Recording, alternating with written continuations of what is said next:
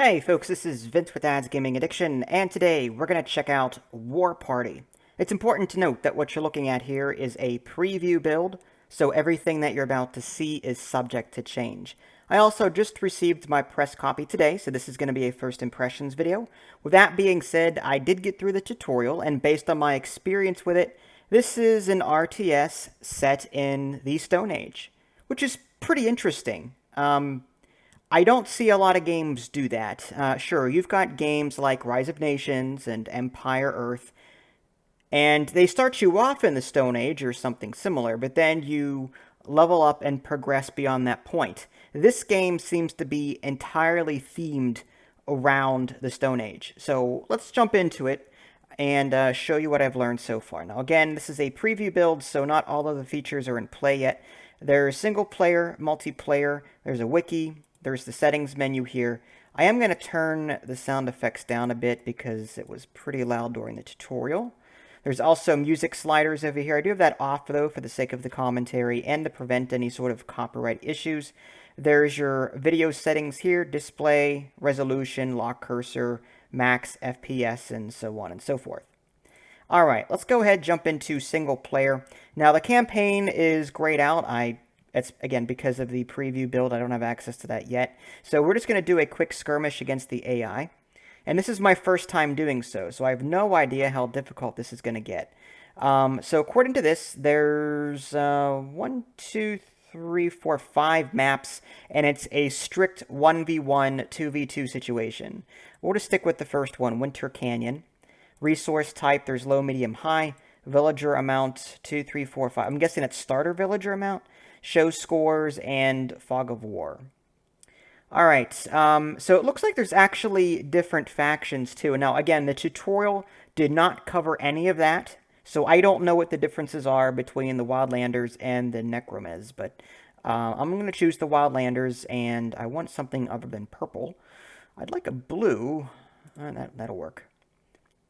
Alright, let's add AI. Okay, so we do have some difficulty settings. There's very easy, easy, normal, hard, very hard. I am going to put this on very easy for the time being because I want to be able to show you the UI and everything else while trying to play, and I don't want to get my butt kicked while I'm trying to show you stuff. So we're going to put this on maybe an alternate clashing color like red, and I think we are good to go on this. Let's go ahead and start the game up.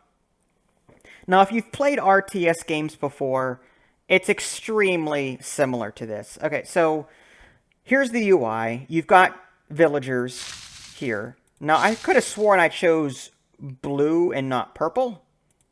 Again, this is a preview build, so maybe that's a bug. But anyway, so here are the villagers. I can left-click on them. I can right-click, move them around. I'm going to go ahead and have them work on these crystals here. Now, the UI, again, does take some getting used to. Like some of the icons, you're looking at them like, okay, what does this one do? If you hover your mouse over it, it does give you a quick tooltip above it. There is a build menu on the bottom right. So if you click on a villager, you click on the build menu, click on that, and it'll reveal like house or farm or storage huts, settlement, barracks, medic hut, watchtower, go-in extractor, which is sort of like power, and a fertility totem. Now, that's not something that I was shown in the tutorial, but I'll get that when I get to it. On the very top right, you've got some resources and a population count. I've got 5 out of 20 right now, population. There's food, there's crystal, and then there's power. And power is gained by capturing shrines and those go-in buildings that I was showing you earlier. Let's go ahead and go to these farms. Now, a farm can hold 3 workers at a time. Let's go ahead and train some more. If you click on the village center, and you click on villager down here, it'll start queuing them up. Again, if you've played an RTS before, you'll be familiar with these concepts. Alright, so here's Mika. That's a hero unit. The very top middle, you can choose talents as you level up. So I can either do all units deal 25% extra damage versus wild dinos. Barracks are 25% cheaper to build. Or Mystic Healing. All units receive +2 regen. Medics are 25% cheaper. I like that one. I'll choose that. Alright, so we're building more villagers now. I'm going to go ahead and assign one more to the farm there. And we're gonna concentrate on resources for a little while, I think. Get some more villagers queued up. The very bottom middle, you'll notice there's 5 little buttons here that I can click on. That's that go-in power that I was talking about earlier. Once you get power, basically it's like mana. You use it to cast spells. There's a mini-map in the bottom left. Now, as far as I can tell, there's no idle worker button on the bottom left here, but maybe there's a hotkey for that. All right, more villagers are ready. We'll go ahead and assign them there. All right, so now that we've got a few farms completely populated, I'm going to go ahead and start concentrating on some military just for defense. I can put a barracks here, for example, and there's medic hut. Go ahead and throw that down. Medics don't attack, but as you guessed, they heal.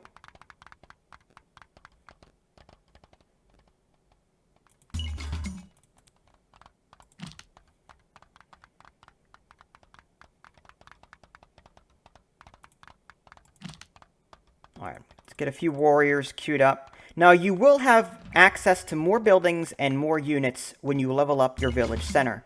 If you take a look, if you click on the village center, and if you take a look under the villager button, there is a settlement upgrade button. Again, very similar to other RTS games. You're leveling up your town hall, village center, whatever you want to call it, so that you can access newer technologies.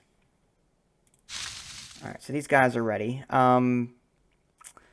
The storage hut is a drop-off point for resources, so if you find resources out here somewhere and you don't want your people, your peasants, whatever, walking all the way back home, there's a drop-off point settlement.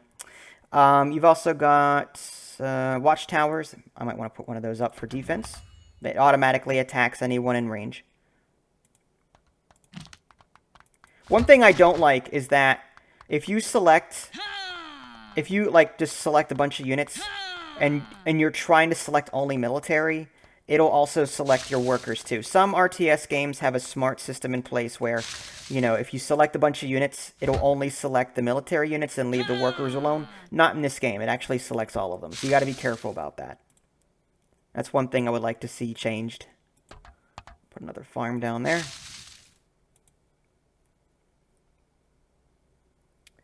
Alright, we'll build one of these go-in extractors. I just throw that down. It'll automatically start generating resources.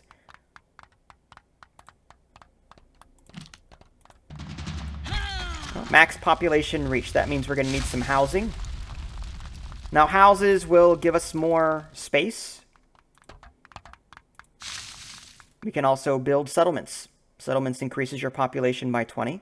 You're limited to 4 total on that. It's also a resource drop-off point. But for now, we'll just do some housing.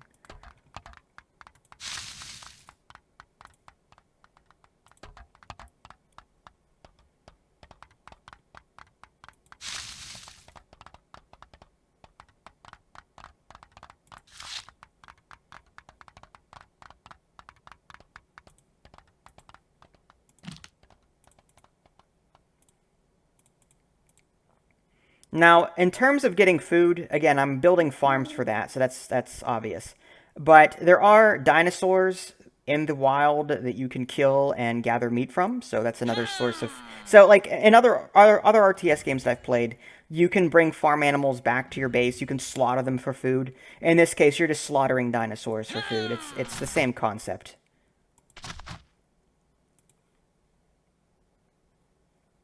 Like, let's take these over here, for example.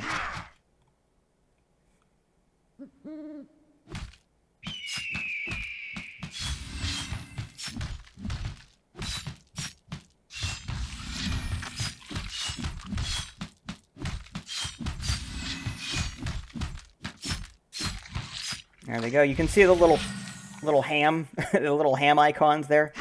Just walk over them and you pick them up. Get some food that way. Pretty quick. Alright, I'm going to go ahead and create maybe a drop-off point. That's warrior, that's warrior. Yeah, I think what I'm going to do is create some sort of drop-off point there.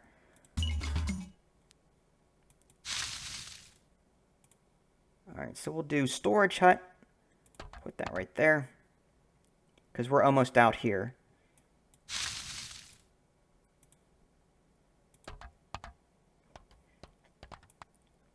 Alright, so let's go ahead and look around the map a bit.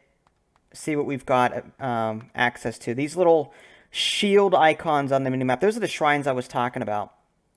They're usually defended by pretty big dinosaurs, so you want to make sure you've got a sizable force ready before you do that. All right, I'm going to go ahead and start my settlement upgrade. That'll take some time.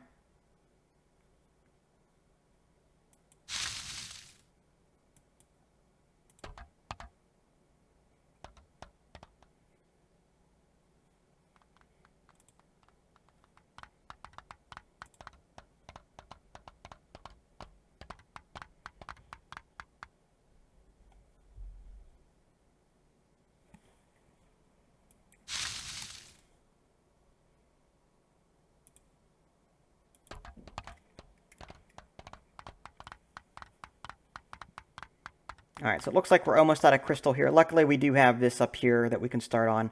Let's explore for a little bit. Now, you're probably wondering, okay, so where's the blacksmith? You know, how do we make our units stronger? Once we upgrade to the second level, which I believe we just did, we'll be able to click on the barracks. There we go. So here's the barracks. There's the warrior icon that I was using to train warriors. Below that, we can now train fire weapons. Upgrades warriors to fire weapons, which are stronger and set enemies ablaze, dealing damage over time. We'll go ahead and upgrade that. Now we can construct archers as well. I'm going to go ahead and queue up some of those, and we'll upgrade them with poison arrows, assuming there's room in the queue, which I don't think there is. No upgrades for the medics as of yet.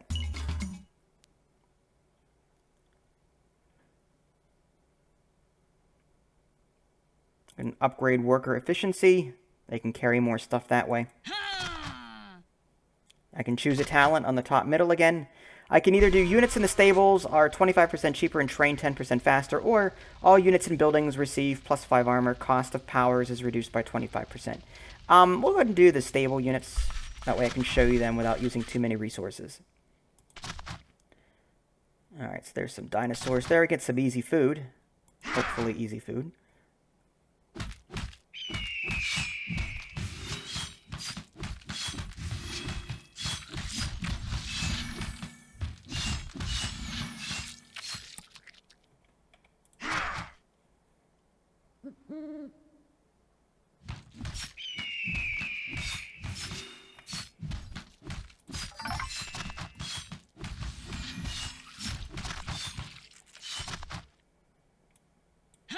Now, once all the dinosaurs around a shrine once they're gone, we can now capture these. Okay, so we've captured a shrine, and we should start earning... Here we go. We're starting to earn more power now.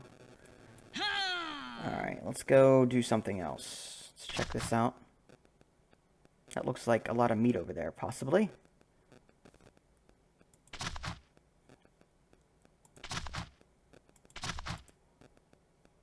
Can't do anything with it. Yeah, the tutorial didn't cover stuff like this. I'm assuming this is just aesthetic. That's what it looks like. I think the real... Yeah, the icon relates to these 3 crystal groupings here. Alright. Let's go after another shrine then. We've got 34 out of 80, so I think we could stop building housing for a while. I will build a stables so we can show you some of those units. Poison arrows.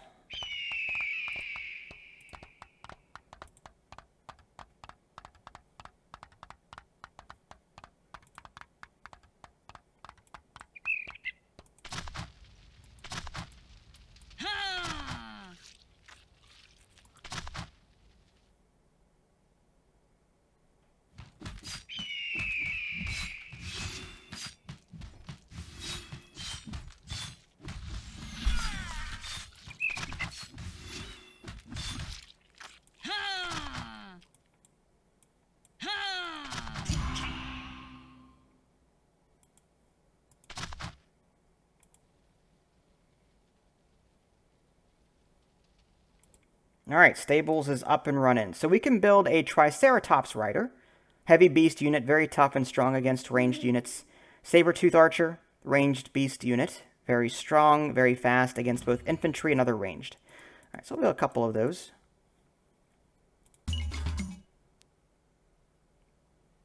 And we're going to need more crystals pretty soon here.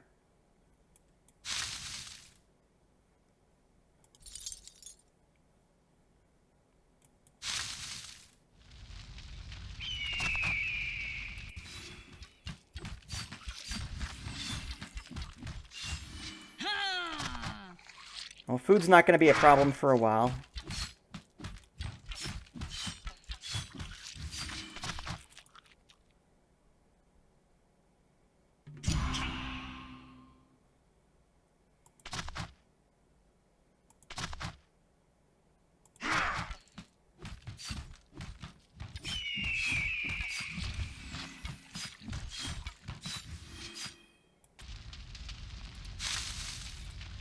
All right, let's go ahead and get a storage hut here. Start gathering that. And pretty sure I saw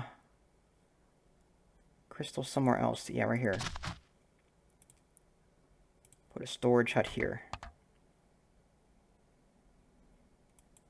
Okay, so we've got every shrine possible. And again, we're playing on very easy, so I'm sure it's not going to be much of a challenge. But again, there's multiple difficulty levels. You can play at your own pace if you'd like. Here's a look at some of our stable units. There's our Triceratops Rider and Saber-Tooth Archer. I love that idea.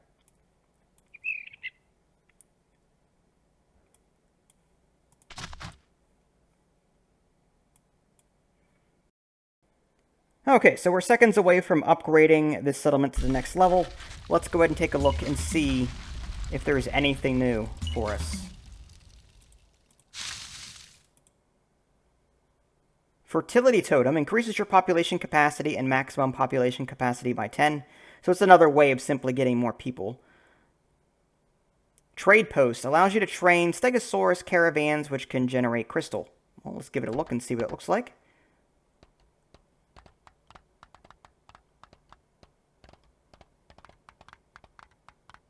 There's a Berserker Hut, produces expensive but powerful infantry and ranged units. To give that a go too. And it looks like we've got everything. I'll build a fertility totem so you guys can see what it looks like, though.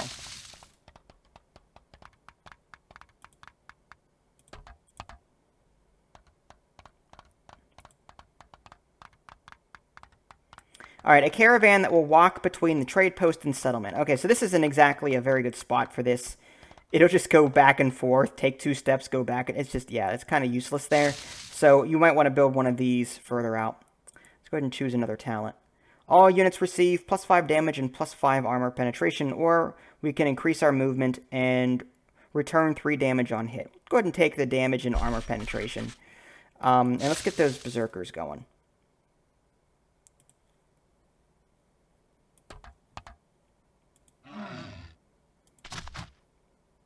Yeah, see, it's not going to go very far with that. I think what we need to do is construct a settlement maybe out this way. Yeah, we'll put this out here. And once that's done, we can instruct this caravan to go back and forth between that.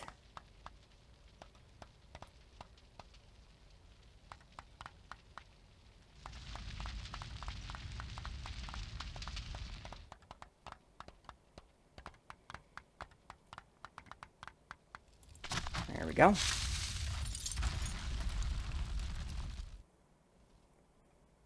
Alright, crystals are almost out over here. I'm just going to bring them over here for right now.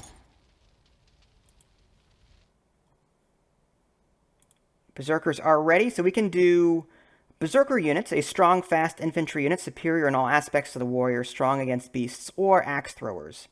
Alright, let's go ahead and do a couple of each. Very little in the way of upgrades, though, based on what I'm seeing.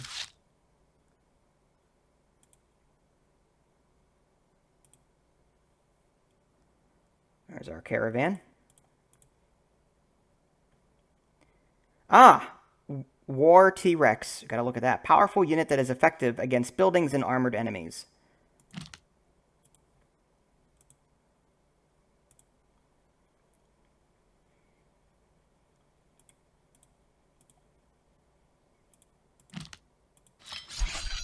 Alright, so here's the Berserker unit.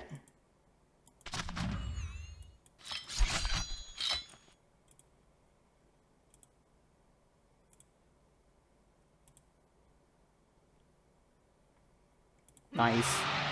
That's what I'm talking about right there.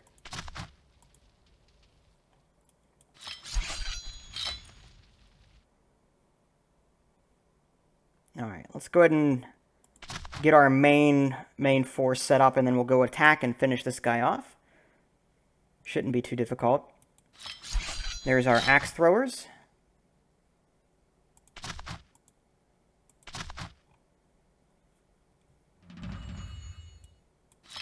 Okay. Let's get this party started.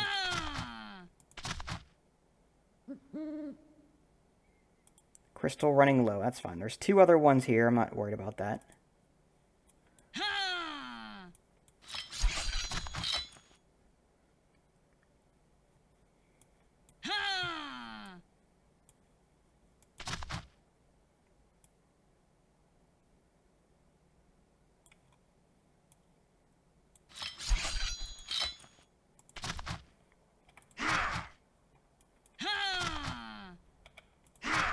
Well, he has a force, but what is this all about? It's just a bunch of villagers. Well, he's gonna be slaughtered.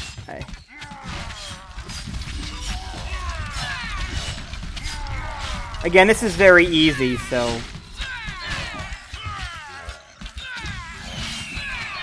we'll just let the T-Rexes go to town.